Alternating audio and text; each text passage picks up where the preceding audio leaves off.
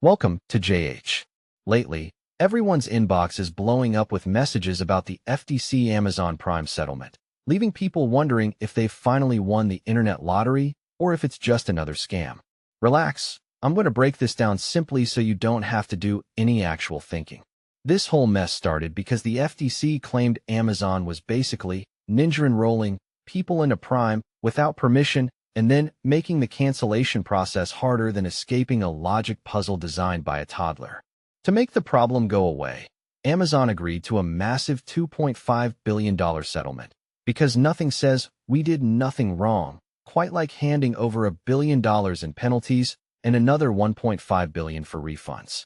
If you were one of the lucky ones accidentally enrolled, or if you spent your afternoon crying while trying to cancel your membership between June 2019 and June 2025, you might be eligible for a whopping refund of up to $51. I know, try not to spend all that life-changing wealth in one place. Some people are getting their money automatically, while others might have to fill out a claim form once the settlement team finishes reviewing accounts, which is legal speak for taking their sweet time. The good news is that payments are already hitting accounts, and people on Reddit and Facebook are reporting that PayPal notifications are popping up like unwanted ads. Here's a fun twist.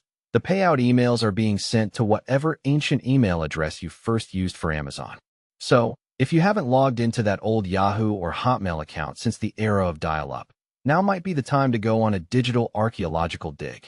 Just make sure the email is actually from the official PayPal service address, because the scammers are definitely circling this like vultures at a buffet.